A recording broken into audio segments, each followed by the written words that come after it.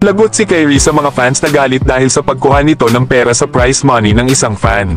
Pero bago yan, Christian Coloco mukhang nagtatampo na sa Lakers. Matapos kasi nila itong kunin para sa kanilang mga players na nasa two-way contracts. Nasa loob nga ng 29 games na pananatili sa Lakers at 7 games naman para sa South Bay Lakers, ay ipinakita nga lang ni Christian Coloco na kahit hati ang kanyang schedule sa Lakers at sa kanilang G-League affiliate na South Bay Lakers, ay naka-ready pa rin ito maglaro para sa dalawang kupunan ng walang alinlangan.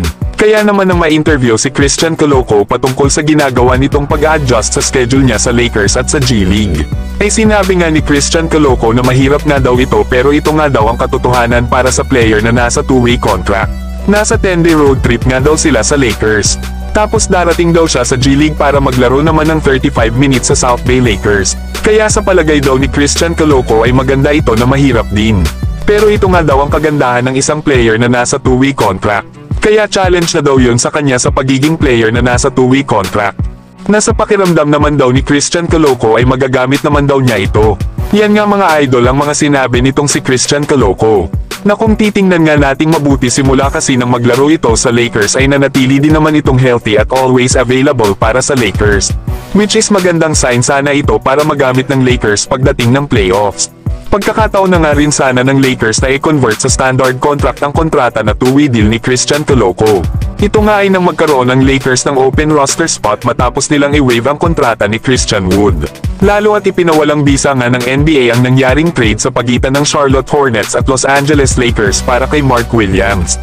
Kaso ay mas pinabura ng Lakers itong free agent na si Alex Len na isang 7-footer. Kaya sayang din si Christian Coloco para sa Lakers. Na alam naman natin na ang isang player na nasa two-way deal ay hindi maaaring maglaro sa playoffs. At pwede nga lang sila sa pagitan ng regular season at G-League affiliate na South Bay Lakers. Pero kung ako lang din ang papipiliin mga idol ay mas okay pa nga sana kung si Christian Coloco ang kinuha ng Lakers. Unang-una ay mas better itong defender kesa kay Alex Len at isa rin itong lob threat. Na alam naman natin na ito ang bagay na kasama nila LeBron James, Luka Doncic at Austin Reeves. Si Christian Coloco kasi ay isang mobile big man na may magandang timing sa kanyang mga shot blockan. Kaya nga rin ito bantayan ng mga ball handlers at hamak na mas mabilis ito kesa kay Alex Len.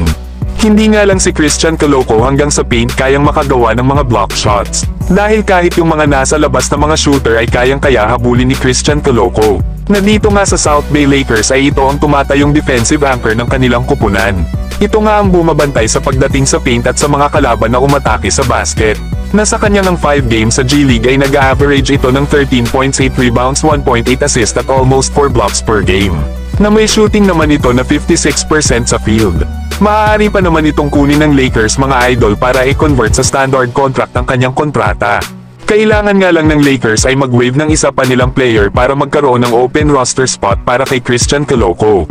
At ang matunog ng pangalan na possible i-waive ng Lakers ay ang maalinman kana Markieff Morris at Cam Reddish. Pero kayo mga idol, ano ang masasabi nyo dito kay Christian Coloco? Samantalang Kyrie Irving kumuha ng pera sa prize money na ibinigay ni Mr. Beast. Si Mr. Beast nga pala mga idol ay isang kilalang content creator sa YouTube. Nakasagsagan kasi ng All-Star mga idol ay nagpalaro si Mr. Beast. At ang nasabing laro nga ay paunahan na makashoot sa half court sa may logo area. At pumili nga si Mr. Beast ng isang kalahok mula sa mga fans habang ang kalaban naman nito ay si Damian Lillard na isang NBA player mula sa team ng Milwaukee Bucks. At sa ilang attempts nga ng nasabing fan ay tuluyan din nitong na-shoot ang bola mula sa logo sa may half court. Kaya naman sa sobrang saya ng mga tao ay naglapitan ng mga mascot at ilang mga NBA players sa prize money na nasa loob ng court. At paglapit nga ni Kyrie ay makikita nga ito na kumuha ng ilang piraso ng pera at pinagyabang ito kana Stephen Curry at James Harden. Maraming ang fans ang nagalit sa ginawa ni Kyrie Irving lalo at marami na nga itong pera at milyon-milyon pa. May mga nagsabi din na wala na daw talagang pera ang Dallas Mavericks kaya nangunguha na lang ng pera si Kyrie. Kaya din daw nila trinade si Luka Doncic dahil wala ng pera ang Dallas. Pero mga idol bago din kayo magalit kay Kyrie ay sinauli naman nito ang nasabing pera. Kinuha kasi ni Kevin Durant ang pera sa kamay ni Kyrie at ibinalik nga ito sa box kung saan nandoon ang prize money na cash. Isa pa mga idol ay kilala din naman si Kyrie Irving na tumutulong ito sa mga nangangailangan. Kaya panigurado na nagbibiro lang ito lalo at hindi naman niya itinago ang pera at ipinakita niya pa ito sa kanyang mga kasama para magtawanan. Pero kayo mga idol, ano ang masasabi nyo dito?